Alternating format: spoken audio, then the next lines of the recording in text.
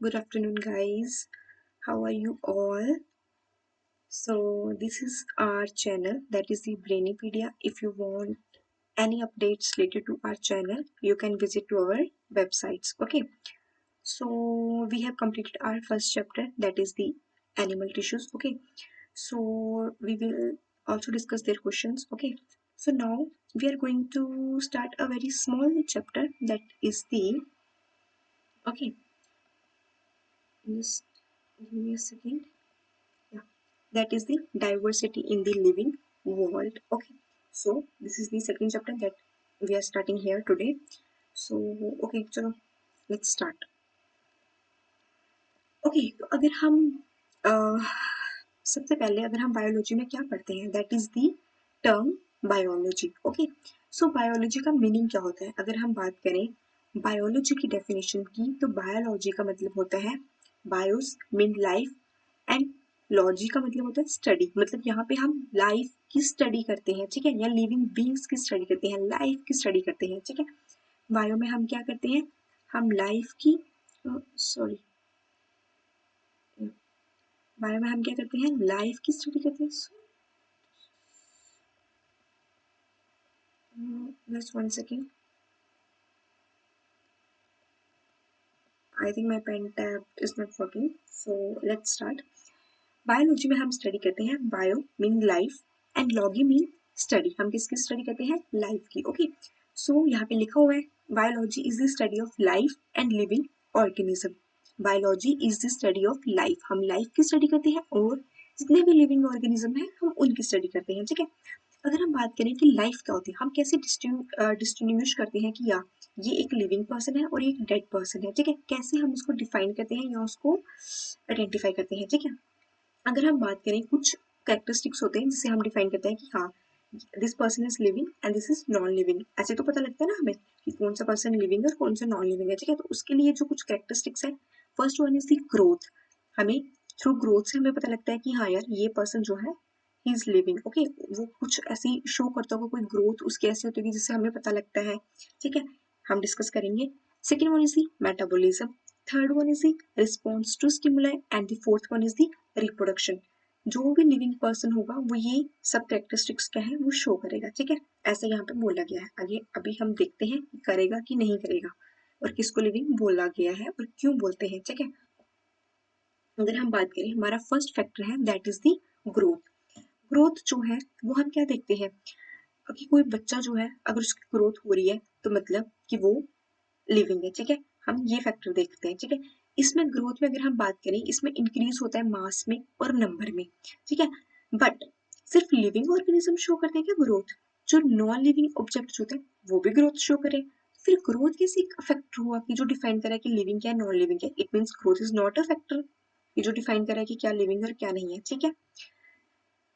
So next slide is the reproduction. Okay, so जितने भी living being है वो अपने ऑफ स्प्रिंग्स को प्रोड्यूस करते हैं, कैसे? थ्रू रिप्रोडक्शन, ठीक है. अब रिप्रोडक्शन जो है वो एक इम्पॉर्टेंट प्रोसेस है जिसमें हम क्या करते हैं, कंटिन्यू करते हैं एक स्पीशीज की जो होती है एक लीनिएज को कंटिन्यू करते हैं, ठीक है. रिप्रोडक्शन से क्या होता है, यंग वंस को बर्थ देते हैं ना parents, they give rise to their young ones. Okay, so reproduction में अगर हम बात करें it is of two type, asexual and sexual. Asexual reproduction में क्या होता है, एक मेल से स्पर्म आ रहा है, फीमेल से एग आ रहा है, they will fuse together to form the zygote, ठीक है.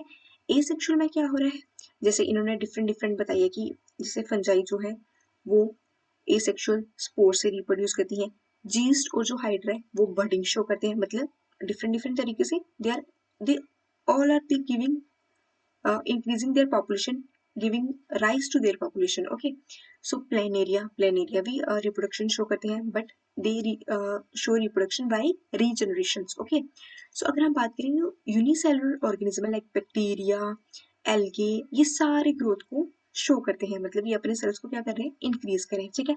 अभी तक हमने कितने देख लिए हैं, दो फैक्टर्स देख लिए हैं.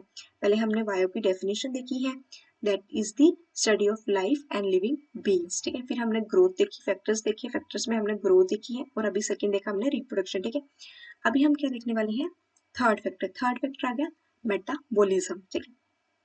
अब उन्होंने बोला है कि अगर कोई लिविंग पर्सन ना तो उसकी बॉडी में क्या होती है, केमिकल रिएक्शंस होती है ना, जितनी भी केमिकल रिएक्शन जो हमारी बॉडी में होती है हम उसको क्या बोलते हैं, वो क्या शो करेगा, मेटाबॉलिज्म शो हो रहा है, ठीक है।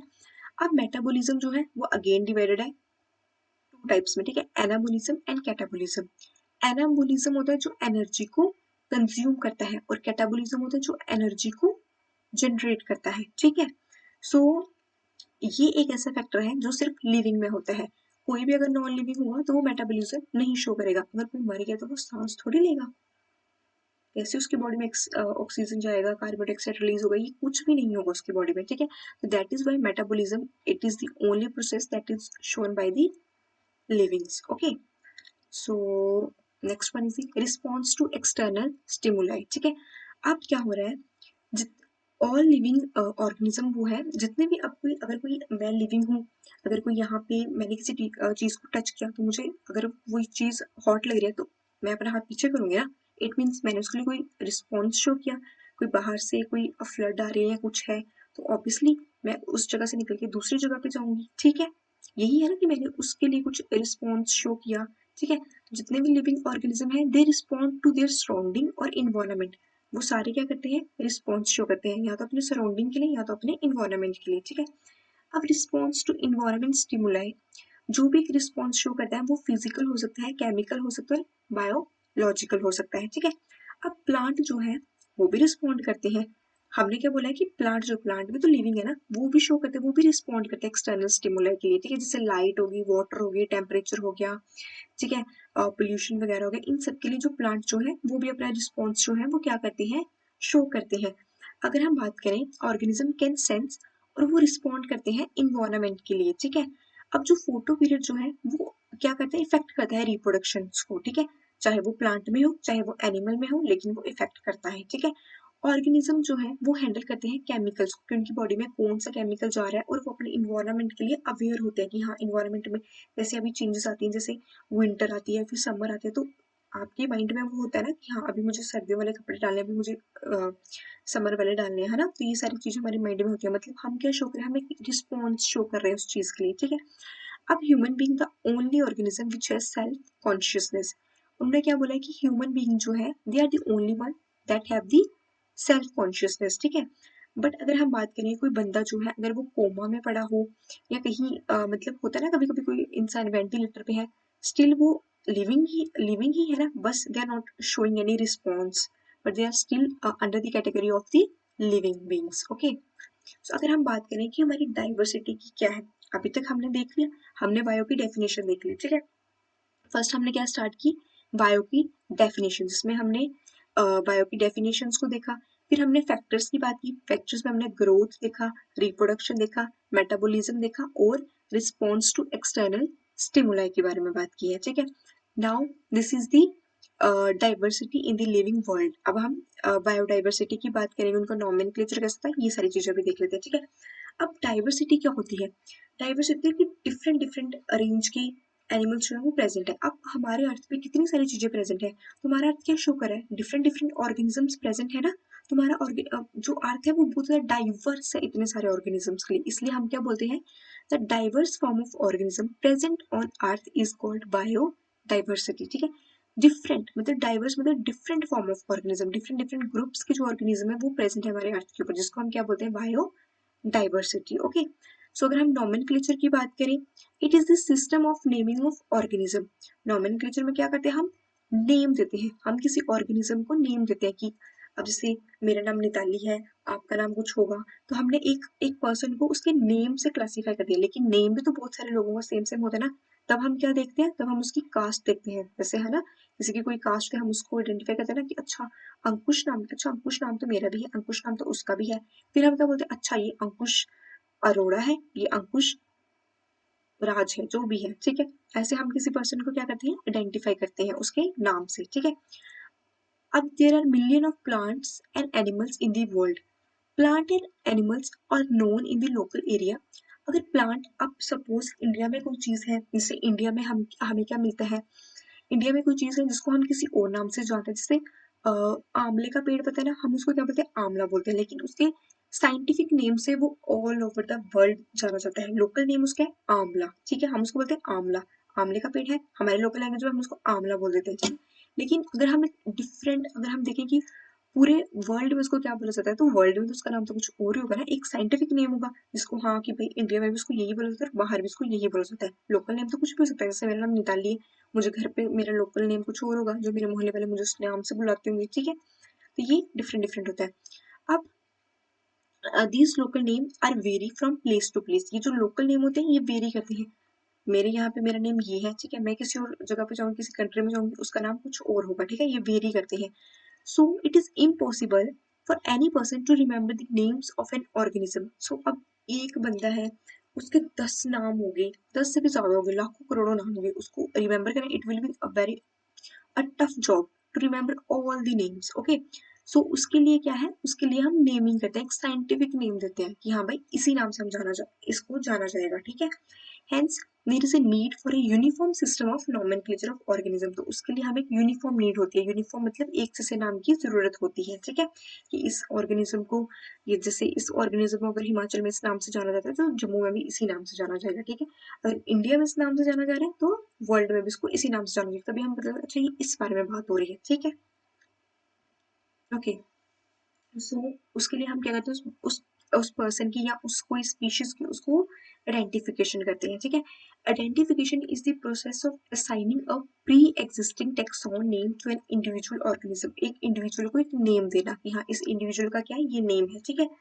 अब इसके लिए हम जो बॉटनी वाले हैं वो यूज करते हैं international code for botanical nomenclature, ठीक है, बोटेनिकल जो प्लांट्स के लिए होता है वो ये यूज करते हैं। और जूलॉजी वाले यूज करते हैं international code for zoological nomenclature, ठीक है, उनके लिए टर्म यूज होते हैं यूलॉजिकल, ठीक है, मतलब जू के लिए, ठीक है। इसमें एनिमल्स वगैरह आ जाएंगे और बोटेनिकल में प्लांट्स वगैरह आ जाएंगे, ठीक है। अब हम किसी का नाम ऐसे तो नहीं रख सकते ना, अब सपोज किसी के घर में कोई बेबी आता है तो वो भी क्या करते हैं, उसका नामकरण करते हैं, है ना। नामकरण के लिए वो क्या करते हैं, एक पंडित जी को बुलाते हैं, उसका पूरा होल बहुत मतलब लॉन्ग एक प्रोसेस होता है, ठीक है। अब अगर हमने किसी ऑर्गेनिज्म का या किसी स्पीशीज का नाम देना है तो उसके लिए हम कुछ रूल्स फॉलो करते हैं, that is rules for nomenclature, ठीक है। हाँ उसका ये नाम होगा, उसका ये नाम होगा, ठीक है। अब biological names are usually written in Latin words, जो बायोलॉजिकल नेम होते हैं ना कि हाँ इसको इस टर्म से जाना जाता है, उसको हम क्या नेम देते हैं, लैटिन वर्ड बोलते हैं और इटैलिक फॉन्ट बोलते हैं, ठीक है। अब साइंटिफिक नेम जो है वो यूजुअली क्या कंटेन करता है, दो पार्ट्स को कंटेन करता है, ठीक है। फर्स्ट वर्ड जो है वो जीनस है और सेकंड वर्ड क्या है, स्पीशीज है। अगर जैसे जैसे मैंने बताया ना, अगर सपोज कि आप किसी का नाम अंकुश अंकुश अरोड़ा है तो अंकुश इज दी जीनस, वो उसका क्या है, जीनस। और जो उसकी स्पीशीज है कि वो अपने मतलब जैसे उसका पापा का नाम भी अरोड़ा है तो वो अरोड़ा जी का ही बेटा, इसके इसीलिए उसके आगे क्या लगे अरोड़ा, जो उसको एक पहचान दे रहा है, ठीक है। अब जीनस नेम जो होता है ना, जीनस का जैसे मतलब मेरा फर्स्ट नेम होगा वो कहाँ से स्टार्ट होगा, हमेशा एक कैपिटल लेटर से स्टार्ट होगा, ठीक है। जैसे कि यहाँ पे एग्जांपल दी है मैग्नीफेरा इंडिका, ठीक है, ये किसके लिए नेम है, that is the name for mango, okay. So यहाँ पे एम जो है that is the name of the genus, और ये क्या है, एम जो है वो कैपिटल में है, जो एम जो है वो कैपिटल में है क्योंकि वो नेम है जीनस का। इंडिका क्या है, ये स्पीशीज का नेम है, और इसमें जो आई जो है दैट इज द स्पीशीज का नेम, ठीक है, इंडिका। और जब हम इसको नाम को लिखते हैं तो हम इनके नीचे एक अंडरलाइन करते हैं इनको, ठीक है, ये एक रूल्स है, ठीक है, लिखा होगा यहाँ पे बायोलॉजिकल नेम इज और printed in italic to indicate the Latin origin. और जब हम इसको अगर हम इसको प्रिंट कर रहे हैं तो हम इनको इटैलिक में लिखते हैं, लेकिन अगर हम इनको खुद अपने हाथों से लिख रहे हैं तो हमने इसको अंडरलाइन करना है, ठीक है। जैसे होमोसेपियंस ह्यूमंस का अनदर नेम है, इसमें एच जो है वो कैपिटल है, ठीक है। ओराइजा सैटिवा राइस का नेम है, ठीक है। सी द डिफरेंस है ना, ट्रिटिकम एस्टिवम जिसका वीट बोला जाता है वहां पे टी जो है वो कैपिटल में है, ठीक है। ये कुछ नेम है, ये एनसीईआरटी के नाम है जो आप याद कर लेना क्योंकि it will be important to you people, okay. So biological names के कुछ रूल्स आ गए, ठीक है, लेटिन वर्ड्स में होते हैं। और फर्स्ट वर्ड जो होता है दो वर्ड से बनता है, फर्स्ट वर्ड जो होता है वो जीनस का होता है और सेकंड वाला जो होता है वो स्पीशीज का होता है, ठीक है। जीनस नेम जो होता है वो हमेशा कैपिटल लेटर से स्टार्ट होगा, जो स्पीशीज का है वो स्मॉल लेटर से स्टार्ट होगा। और अगर हम इनको प्रिंट करा रहे हैं तो हम इसको इटैलिक में लिखेंगे, और अगर हम इसको हैंड रिटन लिख रहे हैं तो हमने इसके अंदर अंडरलाइन करना है, ठीक है। जैसे मैंगो का नेम क्या है, मैग्नीफेरा इंडिका, ओके। ह्यूमन का नेम है होमो सेपियंस, ठीक है। राइस का नेम है ओरिजा सटाइवा और ट्रिटिकम एस्टिवम मतलब वीट, ठीक है, ओके। या अगर हम किसी भी ऑर्गेनिज्म को अगर हम क्लासिफाई करते हैं, हम उसको एक हमने किसी एक पूरा एक होल प्रोसेस होता है, ठीक है। पहले हमने उसको क्लासिफाई किया कि ये किस मतलब इसको क्या इसके कैरेक्टरिस्टिक्स हैं जो हम ऑब्जर्व कर सकते हैं और ये किससे मिल रहे हैं, ठीक है। टेक्सॉन की किस मतलब एक बेसिक यूनिट क्या है इसका, ठीक है। फिर हम इसकी टेक्सोनॉमी देखते हैं। टेक्सोनॉमी मतलब is this science of defining group of biological organism on the basis of कि किसके साथ इसके कैरेक्टरिस्टिक्स जो हैं वो शेयर्ड हो रहे हैं। जैसे मेरे कैरेक्टरिस्टिक्स क्या है, सारे फीमेल वाले हैं, है ना। तो ऑटोमेटिकली मैं विमेन की कैटेगरी में चलेगी, विमेन्स के कैरेक्टर विमेन मतलब मैं फीमेल कैटेगरी में चलेगी, ठीक है। तो वैसे ही होता है जिसके साथ कैरेक्टर्स उसके मतलब सिमिलर कैरेक्टर्स होंगे कि हाँ इसके कैरेक्टर्स इसके साथ सिमिलर है, इसके जैसे शोर है, तो वो उसी कैटेगरी में उस बंदे को डाल देंगे, ठीक है। तो इसमें आता है कार्लियस लीनियस, जिसको क्या बोला जाता है, regarded as father of taxonomy, he was the father of taxonomy, okay. Carolus Linnaeus को बोला गया है फादर ऑफ टेक्सोनॉमी, ठीक है। प्रोसेस जो है टेक्सोनॉमी का, पहले हम कैरेक्टराइजेशन करते हैं, पहले हम कैरेक्टराइज करते हैं कि हाँ ये इसके कैरेक्टर्स इसके तरह हैं, ठीक है। फिर हम उसको आइडेंटिफाई करते हैं कि हाँ ये इस इससे बिलोंग करता है। फिर उनको क्लासीफाई करते हैं और फिर क्या करते हैं, उसको एक नेम देते हैं, ठीक है। अब सिस्टमैटिक की अगर हम बात करें तो सिस्टमैटिक में क्या है, the word systematics is derived from the Latin word means systema, mean systematic arrangement of organisms की, ऑर्गेनिज्म का है वो किस टाइप का अरेंजमेंट है, ठीक है। Systematics is the study of diversification of living form both past and present and relationship among living things through time, कि उसके पहले कैरेक्टरिस्टिक्स क्या थे, अब कैरेक्टरिस्टिक्स क्या है और उनके बीच में रिलेशनशिप्स क्या है थ्रू टाइम के, मतलब टाइम के साथ साथ जो भी चेंजेस आई हैं उसके बीच में उसका क्या चेंजेस आई हैं, ठीक है। अब लीनियस ने यूज किया है system natura as a title of his publication, उसने कोई अपनी कोई पब्लिकेशन दी है जिसको उसने टाइटल दिया है सिस्टम सिस्टमा नेचर, ठीक है। अब अगर हम टेक्सोनॉमी कैटेगरी की बात करें तो हम क्या करते हैं, क्लासिफिकेशन होती है जो इन्वॉल्व करती है हायरार्की ऑफ स्टेप्स। अगर हम किसी ऑर्गेनिज्म को क्लासिफाई करें तो उसमें बहुत सारे स्टेप्स हैं, ये नहीं कि बस तुमने सोच लिया कि हाँ मुझे ये चीज़ आज करनी है तो तुमने डिसाइड कर लिया कि मैं ये आज ही करूँगा, ऐसे नहीं होता। हर एक चीज़ के लिए बहुत टाइम एक लॉन्ग प्रोसेस होता है, ठीक है। जैसे तुम सोचोगे कि हाँ मुझे ये काम करना है, उसके लिए कोई एक दिन ढूंढोगे कि हाँ ये आज का दिन शुभ है, मुझे इस दिन पे ये काम करना है, ठीक है। ऐसे ही एक नंबर ऑफ स्टेप्स होते हैं एक चीज को करने के लिए, ठीक है। अब classification involve hierarchy of steps where each step जो है, जितने भी स्टेप्स होंगे हर स्टेप्स क्या इंडिकेट करता है, एक रैंक और एक कैटेगरी, ठीक है। अगर हम जैसे बात करेंगे जैसे कोई आर्मी में होता है तो उसका भी रैंक ये है, उसकी भी कोई वैल्यू होगी, फिर उसका रैंक कुछ बढ़ गया उसकी भी कोई वैल्यू होगी ना, ऐसे डिफरेंट डिफरेंट रैंक्स उनकी एक कैटेगरी होती है, ठीक है। अब क्लासिफिकेशन में various steps of the classification hierarchy are called taxonomy category, ठीक है। Each level in the hierarchy वो रिप्रेजेंट करते हैं इंक्रीजिंग ऑर्गेनाइजेशनल कॉम्प्लेक्सिटी, जितने मतलब हायरार्की के लेवल होंगे वो क्या इंक्रीज करते हैं, एक कॉम्प्लेक्सिटी इंक्रीज करते हैं, ठीक है। डिफिकल्ट होता है उसको क्या करना, उसको आइडेंटिफाई करना, उसको रिप्रेजेंट करना, ठीक है। Okay, so this is we are going to discuss in the next class, okay। So this chapter I am trying to complete it in 2 or 3 lectures, okay। So because this is not important from I think need perspectives, so बाकी आप इसकी PPT देख लेना, कोई भी doubt होगा तो एक बार मेरे से पूछ लेना। बाकी गाइस अगर आपको हमारा कोर्स अच्छा लग रहा हो तो please you can buy it by visiting to our website, and also please guys share, subscribe, like, comments, okay। Please guys just support us, okay। So that's all, thank you, that's all for today. Now we are going to discuss other in next class, okay। So take care, bye bye.